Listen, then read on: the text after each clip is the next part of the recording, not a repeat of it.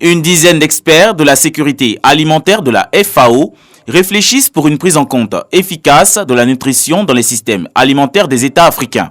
Objectif pour ces participants, éliminer la faim, la sécurité alimentaire et la malnutrition à travers des projets bien évalués. Le gouvernement a fait des efforts énormes, il faut le dire, parce qu'en 2006, on était à près de 34%, on est passé à 29%, à 21%. Le seuil acceptable par l'OMS est 20%, mais dans la vision 2030 du gouvernement de la Côte d'Ivoire, dans son programme d'action majeur, la nutrition a été retenue et nous voulons être plus ambitieux. Pour faire face à l'enjeu d'intégrer la nutrition, la FAO et l'ONG Action contre la faim ont initié en avril 2020 des consultations régionales dans 7 pays d'Afrique francophone subsaharienne, dont la Côte d'Ivoire. Elles ont été organisées dans 4 secteurs agricoles, la production végétale, l'élevage, la foresterie et la pêche. Il y a beaucoup de choses à faire, je pense, autour des systèmes agricoles, essayer de promouvoir une agriculture peut-être plus diversifiée, moins basée sur la rente, mais plus diversifiée, qui permet d'avoir des revenus tout au long de l'année, et puis aussi de nourrir sa famille, ses enfants avec des aliments qui sont plus diversifiés. Il y a un défi énorme au niveau de la nutrition. C'est un volet où les chiffres actuellement sont alarmants. Il n'y a pas eu beaucoup de progrès, en particulier en Afrique subsaharienne, sur les aspects nutritionnels. C'est un scénario qui est assez catastrophique pour le moment. Et ce que l'on voudrait faire, c'est essayer de voir comment on peut intégrer nutrition dans les systèmes de production actuels. Comment est-ce que l'on peut intégrer les aspects nutritionnels, que ce soit dans les cantines scolaires jusqu'au niveau du changement des habitudes alimentaires. Sur les 257 millions de personnes qui souffrent de la faim en Afrique, 237 millions vivent en Afrique subsaharienne et 20 millions en Afrique du Nord, selon la FAO. Vulcanisateur bien connu sur cette gare routière du Grand Laou, Kaboré est tout aussi un activiste sur les réseaux sociaux suivi dans le département. Tout de suite avec toutes les informations vraies qu'il donne, surtout parce que c'est ça le plus important. Si l'homme veut l'information, mais quand tu reçois ce qui est vrai, ça te permet chaque fois d'aller vers cette personne-là pour avoir l'information que tu veux. Du marteau au clavier de son portable, il fait le trajet en un clin d'œil et parfois sans transition. À un moment donné, on a remarqué que les médias ne s'intéressaient pas, mais n'étaient pas trop actifs à Grand Laou ici pour faire sortir certaines réalités de la ville.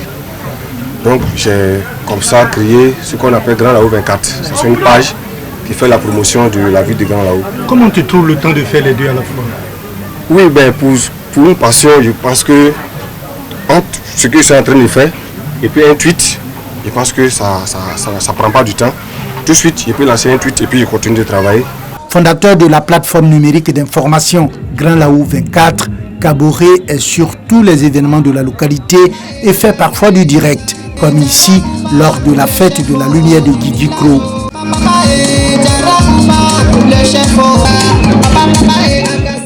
Son activisme sur les réseaux sociaux et la qualité des informations qu'il diffuse lui ont ouvert les portes de la radio des Grands Ponts avec laquelle il collabore. Kaboré est celui-là même, bien que n'étant pas travailleur à la radio des Grands Ponts, a été le premier à créer la page de la radio des Grands Ponts pour sa passion. Et ce qui a permis donc à nos auditeurs qui sont au-delà de la circonscription du rayon de la radio des Grands Ponts de suivre un peu la radio sur les réseaux sociaux. Kaboré, comme je dis, j'ai une page Grand Laou 24 et il nous permet donc d'être au cœur du département, souvent même au-delà, avec la région des Grands Ponts. Vulcanisateur de métier, activiste et communicateur de passion, Kaboré veut aider à donner de la visibilité à Grand Laou, sa localité. Mon rêve, c'est d'être vraiment dans la communication. Ça me passionne tellement.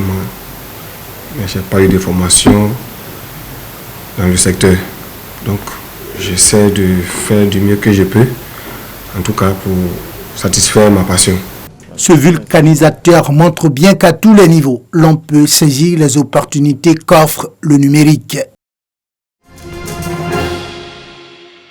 Ces jours de vernissage ce samedi à la galerie Cécile Fakori, 2 peintres à l'honneur, avec comme point commun l'Afrique, la terre de leurs ancêtres. Kassou Seydou, artiste peintre sénégalais, expose ses tableaux en espérant aider à la prise de conscience collective sur plusieurs sujets qui minent le continent de l'argile noire, notamment l'immigration qui fait tant de malheur chez lui au Sénégal. Je voulais faire voir mes constats que j'ai par rapport à actuellement ce qui se passe principalement au Sénégal sur les côtes où les gens prennent maintenant actuellement à cause les pirogues pour regagner l'Espagne. Comme la mer est devenue presque un cimetière. Ils prennent les pirogues et vont braver la mer pour aller en Espagne. La plupart du temps, ils n'arrivent pas à destination. Ils meurent en mer. Un tour dans la deuxième salle d'exposition de la galerie. Le jeune Guadeloupéen El Hadj Lensi Delumo nous offre un véritable spectacle pour les yeux. Le thème de son exposition, un est multiple. Un multiple fait référence à la cosmogonie africaine, à la pluralité de différents éléments qui m'ont bercé tout au long de ma vie, à des références culturelles, à mon langage pictural, à mes références et mes histoires personnelles et intimes, et comment en fait tous ces différents éléments me bercent et me construisent, que je souhaite par la suite raconter au sein de mes tableaux. Cécile Fakouri a décidé d'accompagner ses artistes dans leur passion pour la peinture, mais aussi faire valoir en Côte d'Ivoire les idées qu'ils prônent. Là, on se trouve dans la salle de Kassou Seydou. On travaille avec lui depuis plusieurs années. C'est la 3e exposition personnelle qu'on fait avec lui. Donc c'est un choix. Donc ça fait quelques années que j'ai décidé de soutenir cet artiste. C'est un artiste qui est artiste peintre, qui parle de sujets alors à la fois très sensibles, intimes, personnels. Il part toujours d'un sorte de postulat assez restreint finalement à son propre contexte et à son environnement. L'autre espace qui se trouve en face de celui-ci, c'est un espace vraiment dédié à une jeune génération d'artistes émergents. Et là, je fais partie de cette programmation qu'on a commencé avec cet espace-là.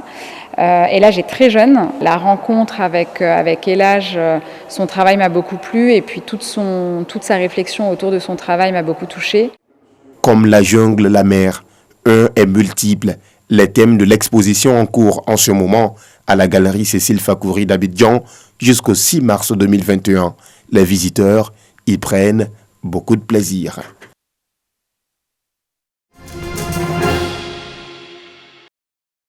Quelques semaines avant son départ de la Maison-Blanche, Donald Trump a réussi à normaliser les relations diplomatiques entre le Maroc et Israël. Ce, en échange de reconnaître la souveraineté du Maroc sur le Sahara occidental. Une décision attendue par le royaume chérifien depuis des décennies.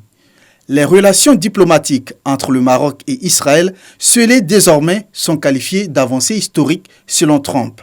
Le ministre marocain des Affaires étrangères a salué cette décision. Pour lui, c'est une percée historique qui vient renforcer les liens entre le roi et la communauté juive. Dans cette pâtisserie de Casablanca, les juifs marocains se réjouissent déjà de l'impact de cette normalisation. Effectivement, un impact en fait positif pour tout le monde, pas que pour les juifs marocains, mais aussi pour les Marocains. Je connais personnellement des dizaines et des dizaines de Marocains musulmans qui rêvent d'aller en Israël. Et par complication, ils n'y vont pas, mais ils adoreraient visiter, etc. Évidemment, on se réfère un peu aux réseaux sociaux. Depuis hier soir, je vois des gens en train de dire « Ouais, on va passer le week-end à Tel Aviv, c'est super, etc. » Dans les rues de Casablanca, cette annonce est au cœur des discussions. Les vols directs vont avoir lieu normalement.